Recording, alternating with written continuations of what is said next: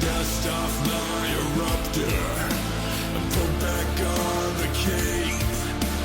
Calling up my brothers, 'cause we've got lives to save. Bring in some beginners, my retirement is done. Tell the squids I'm serving dinner, and the main course is my gun. I'm living like a diver, I'm dying by the sword.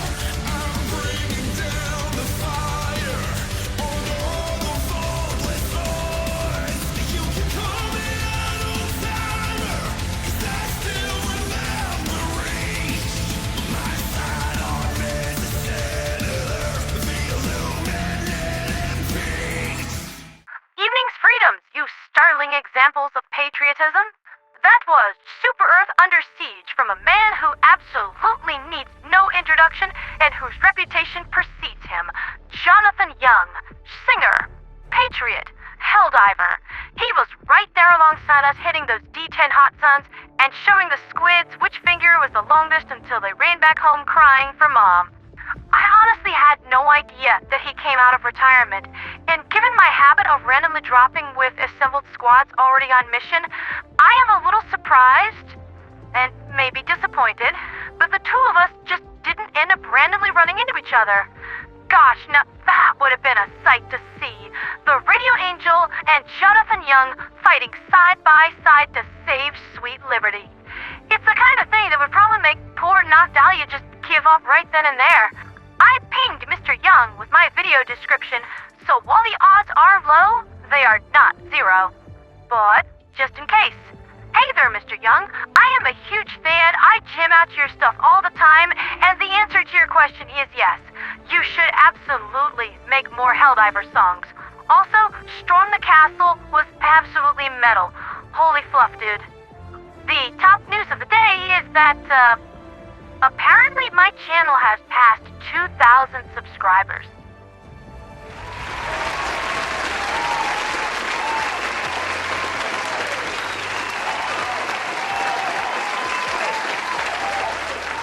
They love me. They really love me. 11,000 likes too. Not bad. Not bad at all.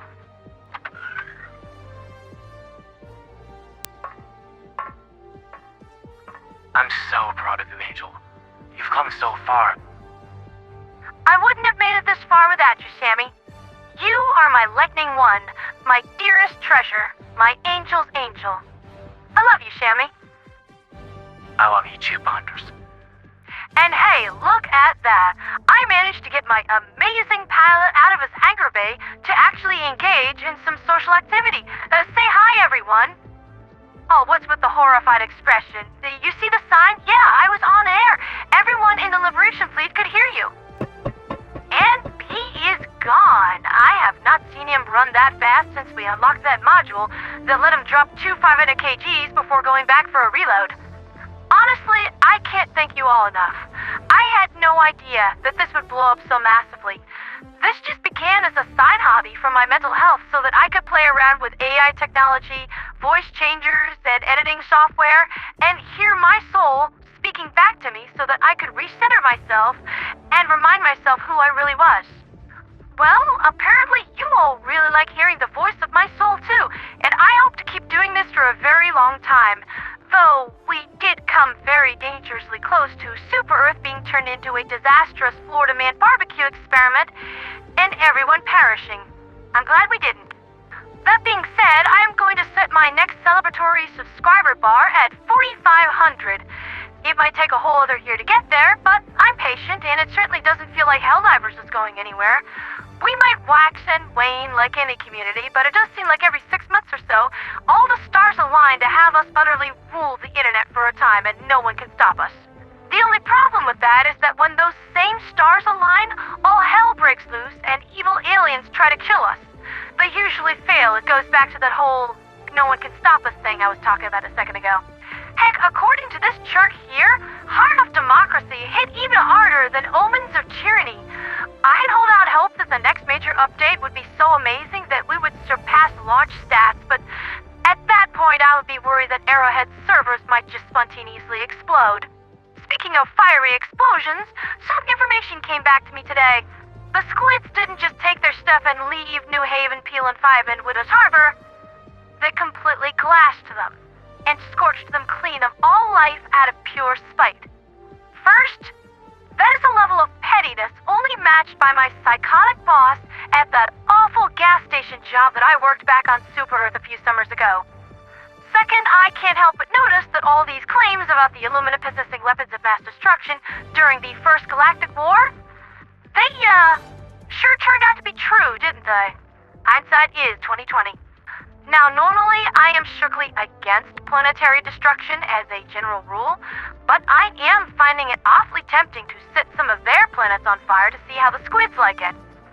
Once we find their homeworld, I think it's called Skubai Shrine or something, we should give that a try. I mean, they did try to burn ours down, so it's only fair. Hey, you know the old saying, if you can't take the heat, don't mess with Super Earth. No, seriously, we don't actually even have a military budget anymore. The Ministry of Defense just handed us a blank check with a lot of zeros at the end and just says fill in what we want. Speaking of squid-based humiliation, I can't help but notice how much engagement my video from this morning got. Apparently, people really like listening in on Squidward Tentacles and his butt-kissing lackey. While I pray currently has gone to ground, I'll be keeping an ear out for another chance to taunt our deep-sea maritime arch-nemesis. As for news on the Galactic sphere, Terrek is doing just terrific, but bug divers never disappoint. Don't listen to John Ghost or Stormtrooper. If they say mean things to you bug divers, I will bop them with my mother's newspaper again. If you like killing bugs, by all means, absolutely go for it and never ever stop. Besides, if we run out of fuel in the middle of a campaign, I imagine that even the likes of Mr. Young would be whistling a different tune, begging for more E-710 to make their super destroyers go boom, blam, or possibly even fistoosh. The bot divers have returned to Gaellivare to make the mainframe's life a little bit more interesting. They were caught completely unaware by this, and doubly so by the arrival of the DSS. I guess they didn't get the memo that the floor's back on, and we're giving them a hard boot so far up their universal stereo bus that their children boards are coughing up megabytes. Aside from that, little else is happening across the galactic sphere. It's kind of a quiet night. While bug death is plentiful and ongoing, it's going to take some time for the corpses to be processed into E-710, and even then, that's mostly going to be used for industrial fuel. There's a lot of wreckage that needs to be cleared away on Super Earth, and then there's the long process of reconstruction. I would happily donate some of my samples and requisition to help rebuild, but the Ministry of Prosperity just isn't ready to accept such altruism yet. Maybe someday. That's been Liberty's Latest with me, Ponderatheradioangel. It's been a good day, and tomorrow will be an even better one. We are due for a new major order, so what's it going to be? Something involving bug diving and getting absolutely coated in all of those filthy, foul-smelling guts? Or are we changing some pace and showing some automatons some love by spilling some oil? Tune in bright and early tomorrow morning, and that way, we'll both know. For liberty, for freedom, for democracy, and for Super Earth.